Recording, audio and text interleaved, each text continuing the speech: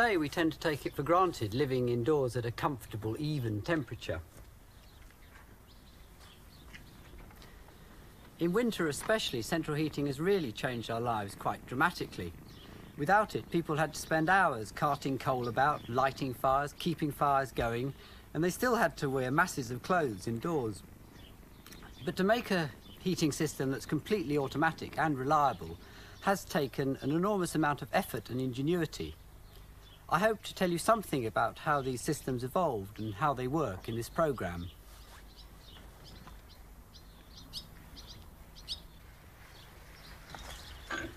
Even lighting a simple fire isn't at all easy without modern gadgets like lighters or matches. One of the most effective methods used in many parts of the world is the bow drill. It's much better than the Boy Scout method of rubbing sticks together.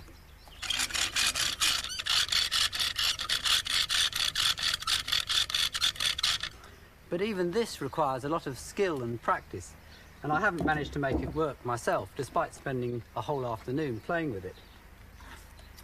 Even speeding up the rotation with an electric drill. The friction is creating a hot, powdery charcoal, which in theory can make a bit of tinder catch light.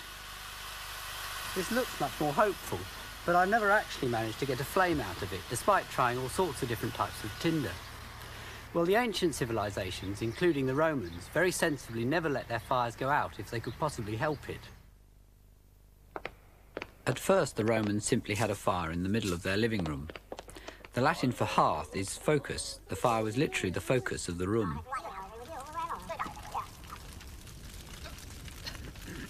But they probably had trouble with smoke, as the Latin for living room is atrium, from atta meaning black. So they started putting the fire outside in a furnace with cavities under the floors and in the walls. But the Romans were rather decadent, and just as they were getting comfortable, their civilization declined and fell, and houses once again became very smoky. The next attempt to improve matters was made by the Normans. They made holes in their castle walls and tried to funnel the smoke out sideways.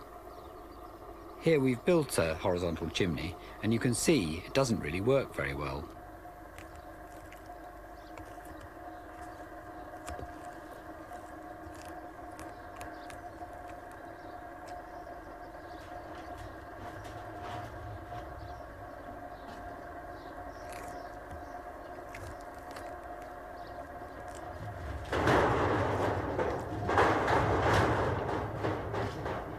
The hot gases from a fire naturally rise, and so to make a chimney draw, it really has to point upwards. The Normans finally realised this in the 13th century, when castles started to incorporate true chimneys. By the 18th century, chimneys were regarded as indispensable in Britain, and hardly any buildings were put up without them. Even Chiswick House, which was intended to be an exact replica of an Italian design by Palladio. At the last minute, the design was modified to include 4 large chimneys on each side. Lord Burlington had the house built after returning from the grand tour of Europe, fired with an enthusiasm for Palladian architecture, but he obviously felt that comfort was more important than aesthetics. Although well-designed open fires made houses almost comfortable, this sort of heat was totally unsuitable for the tropical greenhouses that came into fashion in the 18th century. An even heat was required for the plants that was totally smoke-free. At first, the Roman system of central heating was revived. The only remains are these cast-iron chimneys disguised as urns. Fires were lit behind the greenhouse, and the smoke was drawn up through cavities in the wall. The wall became hot, and this created the warmth the plants needed.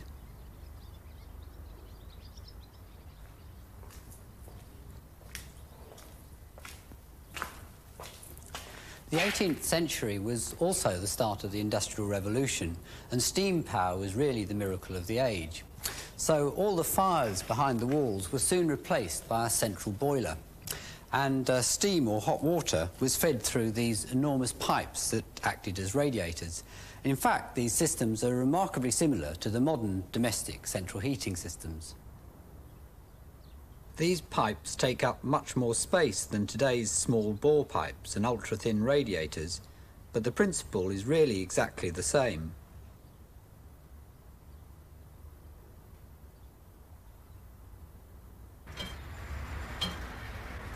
This is a steam-powered clock I made for a health food shop a few years ago.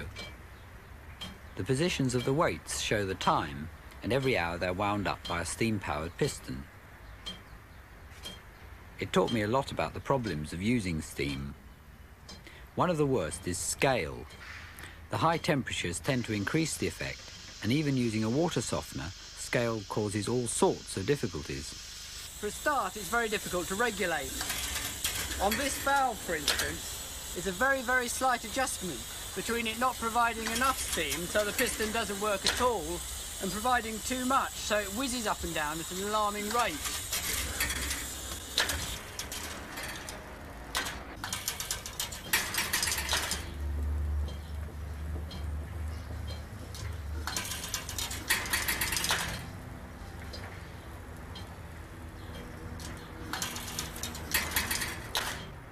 It's all timed so the winding finishes exactly on the hour and the whistle blows.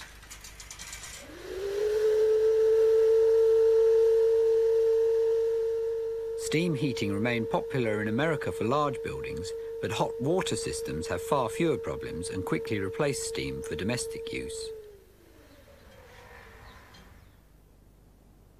Commercial exploitation of central heating for private houses didn't really start until the 1920s. At first it was only installed in luxury houses.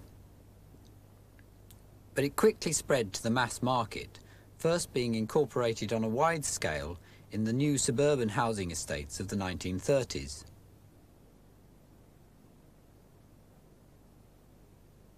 Since then, many different types of central heating system have been developed, but the hot water and radiator type has remained the most common, and it's this that I'm going to concentrate on in this programme. It's basically very simple. Water is heated in a boiler by a fire, and the exhaust gases go up the chimney. The hot water is pumped through a series of radiators and eventually returns to the boiler to be reheated again. The pipes round the boiler do look a bit complicated. There's one pipe to a tank in the roof to fill the system with water. There's also a vent pipe which lets the water inside expand as it heats up and lets water and steam out in case it boils. Here we've deliberately overheated this system and the steam harmlessly comes out of the vent, while fresh water comes in through the feed pipe to stop the boiler boiling dry. Of course, this doesn't normally happen, and the boiler is actually rather inaccurately named, as the water's never intended to boil. Most boilers also provide the hot water for the house, and this creates even more pipes that we've left out on this model. Here Rex has made a transparent radiator, so you can see what happens inside. The hot water, fresh from the boiler, builds up at the top, and then as it gives out its heat, slowly falls until it goes through the outlet and back to the boiler. Although radiators are simple things, they can stop working. Air can become trapped inside, and this stops the circulation. This is why radiators have bleed valves on top. Radiators can also corrode. In this old radiator, you can see how much debris has accumulated. The corrosion insulates the water inside the radiator and reduces its efficiency at giving out heat. Modern systems usually have chemicals added to the water to reduce the corrosion. Of course, all the radiators and other bits and pieces are joined together by copper pipes. There are two common sorts of connector used to join the pipes together. This sort's called a compression fitting, and it's rather ingenious. Inside are these soft copper rings called olives. And when I tighten the nuts up, this squashes the olive against the pipe and makes the joint watertight. If a joint like this leaks, you can often stop it by just tightening up the nuts a bit. You can see the solder inside this sort of fitting. It's called a Yorkshire connector. The end of the pipes are first coated with flux. Then, when the joint is heated, the flux cleans the metal and the solder flows out and seals the joint. These fittings are cheaper than compression fittings, but if a joint like this leaks, it can be tricky, because it has to be completely dry before resoldering.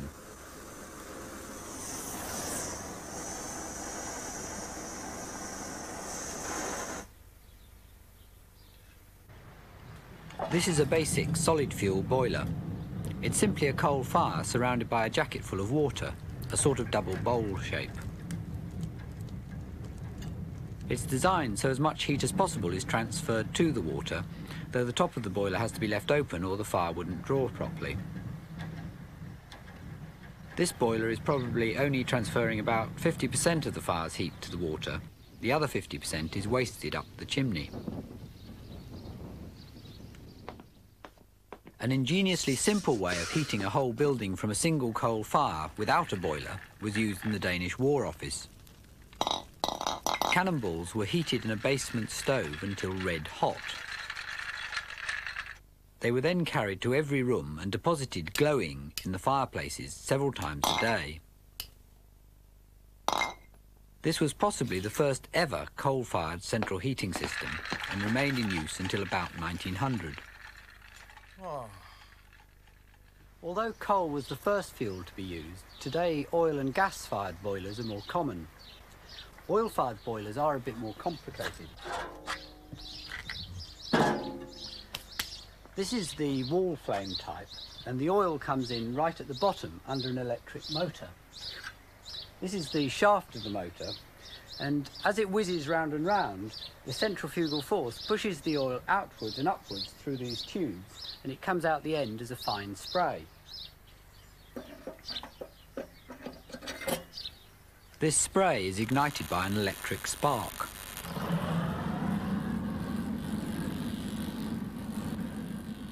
Oil-fired boilers like this tend to be less wasteful of heat than solid fuel.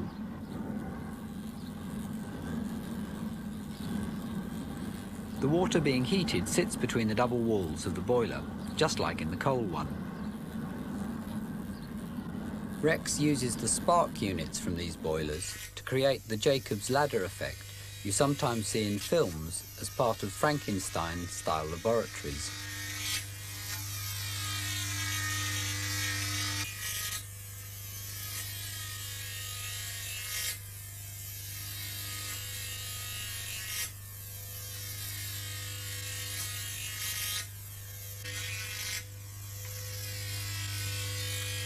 Back to central heating boilers. Gas was first used only for lighting, and the original gas lights were just holes in the pipes. Gas mantles weren't discovered until the 20th century. These early gas lights weren't very effective, but they were a bit brighter and less messy than candles. But then, in 1855, Professor Robert Wilhelm von Bunsen published his findings on the effects of mixing air with the gas before it was burnt. In this, his Bunsen burner, the gas comes out of a little nozzle and goes up a tube. And a variable amount of air can be drawn in through the side of the tube. As the air is added, the gas burns more efficiently and the yellow colour caused by the unburnt particles of carbon disappears.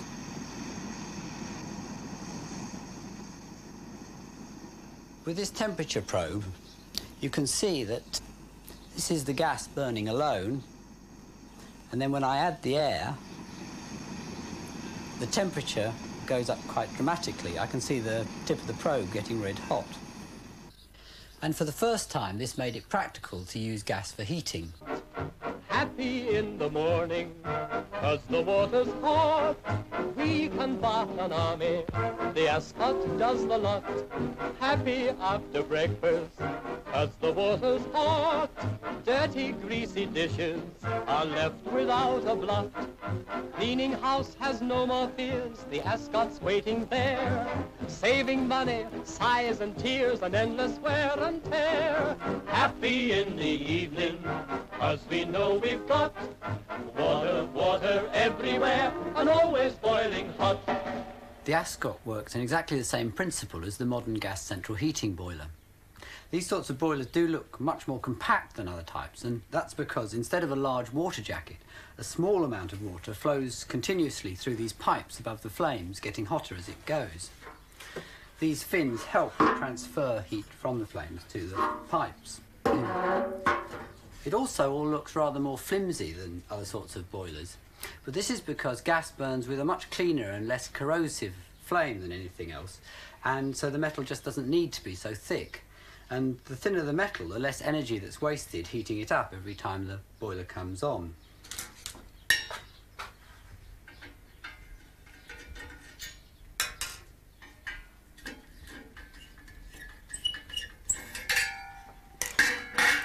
The gas comes out of this row of jets,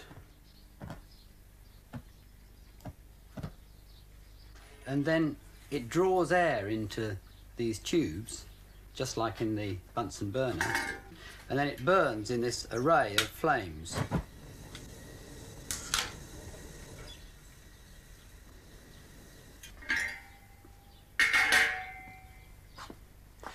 Many gas boilers have a balanced flue. This is basically just a hole in the wall, and the air comes in through this hole, goes around the outside and up through the middle of the boiler, and then the exhaust gases come out through the same hole. Unlike the Norman horizontal chimneys, this actually works because the whole unit is totally sealed, and the pressure of the air coming in exactly equals or balances the pressure of the exhaust gases coming out. And that's why it's called a balanced flue. It often seems rather wasteful when you feel all the heat coming out of one of these things when the boiler's on. But in fact, gas-powered boilers are really quite efficient, and up to 3/4 of the heat of the fire is transferred to the water. In an open fire, only 1/4 of the heat may be transferred to the room, and 3/4 of it may be lost up the chimney. But of course you don't notice that because your chimneys are usually out of reach. The most common sort of electric central heating doesn't use boilers at all. By placing this hot brick in the cold water, you can see the energy stored in the brick. This is basically the principle behind electric night storage radiators. And this particular radiator we've cut away so you can actually see the element, and at night the element heats up and transfers its energy into the bricks, and they charge up very, very hot indeed, and the following day they can give out the stored heat throughout the on-peak period when electricity is a lot more expensive.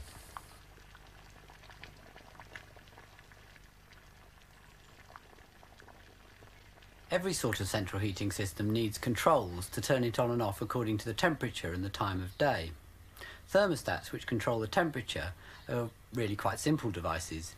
They're basically bimetallic strips. This is a giant one we've made, and it's steel on one side, firmly fixed to brass on the other. If I heat it up, the metals expand at a different rate, and so the strip bends.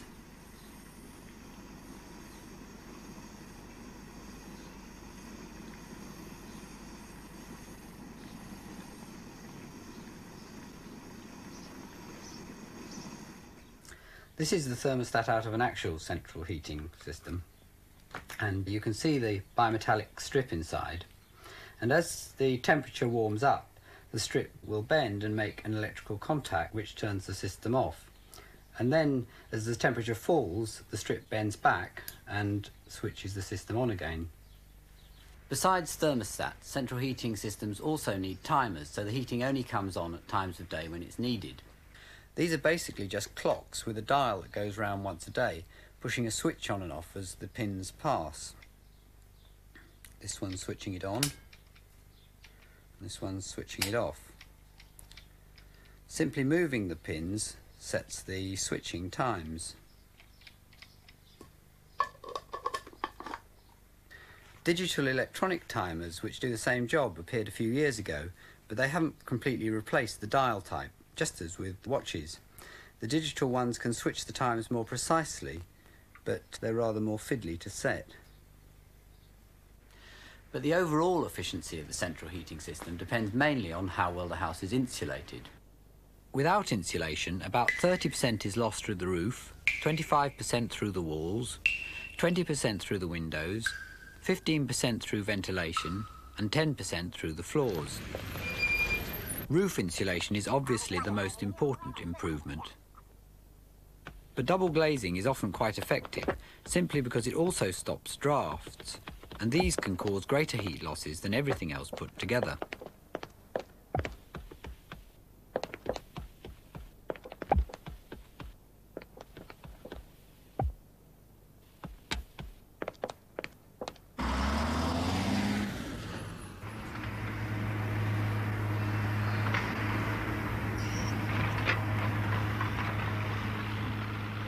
Ever since the building regulations were modified in 1980, every new house that's been put up has had to be very thoroughly insulated.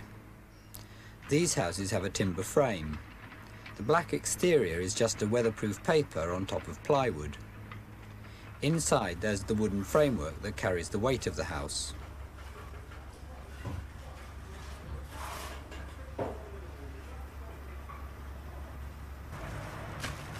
To provide the insulation, a 4-inch thick blanket of fiberglass is stapled over the plywood.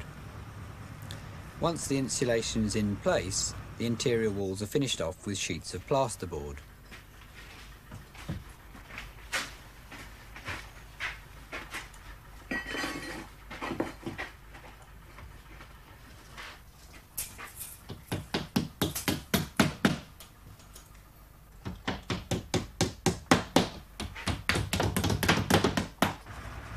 The outside is finished off with a fascia of bricks. These keep the house weatherproof, but don't actually carry any load. I'll see you later. Pick the neatest one anyway, haven't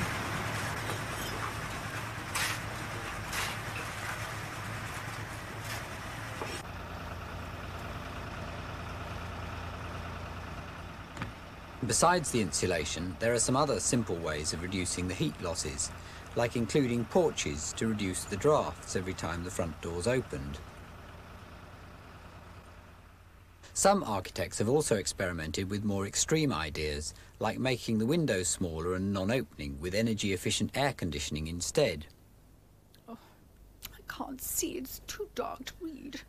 But the small windows can make these houses rather dark and depressing, and the lack of natural ventilation can also make them rather smelly. It can also cause dampness and rot.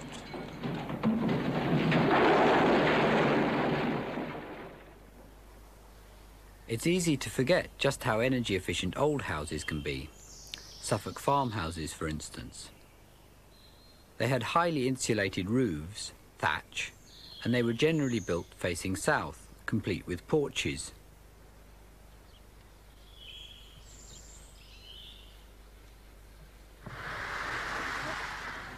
They even had a sort of primitive central heating system. They were all centred round massive central chimney blocks, usually weighing more than the rest of the house put together. This acted like a giant storage radiator, so keeping just one good fire alight would warm the whole chimney block, enough to take the chill off all the adjacent rooms. People did have to wear more clothes, but at least the house was never stuffy, and next to the central fire could be quite cosy. It all did have a sort of elegant simplicity about it that a modern system lacks. But of course, modern central heating systems can heat houses to much higher and more comfortable temperatures, and they're generally automatic and avoid all the labour of keeping fires going all the time. The only problem is, like all technology, it can sometimes go wrong.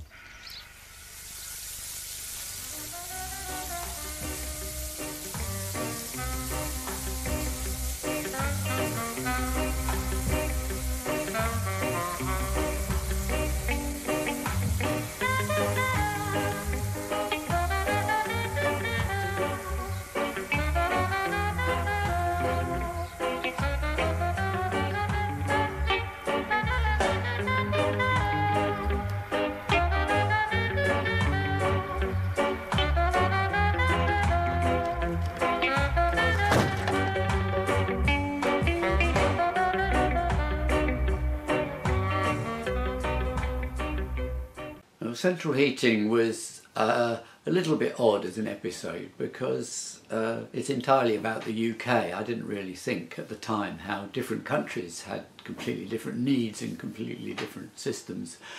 So it is really just about the way we heat our homes here. And it's changed quite a lot, particularly with things getting more eco since we made the film. Specific things that I noticed watching it again, I liked seeing my steam clock. Amazingly, that's still there in Chelsea Farmers Market. It hasn't run for years and years. I think of it in the old-fashioned use of the word as my masterpiece. Apprentices, when you reached the end of your apprenticeship, you had to make a particularly fine piece of work to present to the guild, and then you could become a master, and so that was called the masterpiece.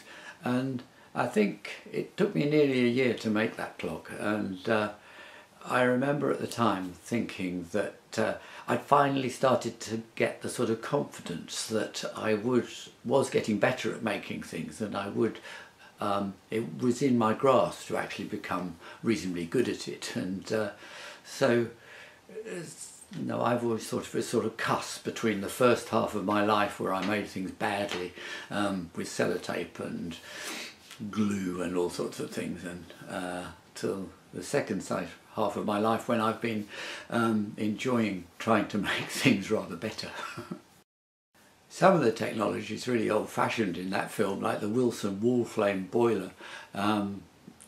We had one in the house, and I liked them because they were easy to work on, easy to mend, but they weren't efficient. The modern oil boilers with their pressurised jets are a lot more efficient, and I've got used to mending that now, so it's quite interesting.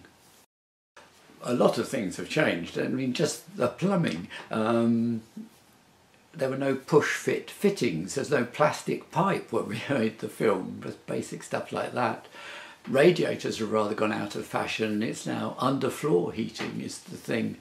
And like the Romans, very civilised. Boiler design has improved. The efficiency has improved. You now have to buy something called a condensing boiler. This basically has more efficient heat exchanger on the output, and the exhaust gases are used to warm the cold water coming into the boiler, condensing water vapour and the exhaust gases. And these are probably about 25% more efficient than the original ones, capturing more of the heat of the flame, of the gas flame. The big change is there's much more insulation in houses. Houses generally have underfloor insulation and sometimes 8 inches of polyurethane foam in the walls and roof.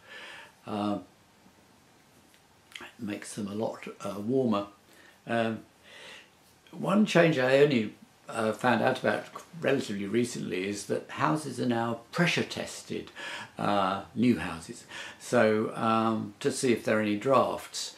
So with the idea being that you warm the air coming in by the heat of the stale air, warm air from the house going out, with heat exchangers, rather than just by opening a window. I don't know, something about it, I don't like that idea. I like just to be able to open a window. Living in our drafty old house, I try and seal some drafts, but there's still a few. I'd rather just put on a few extra jumpers, really.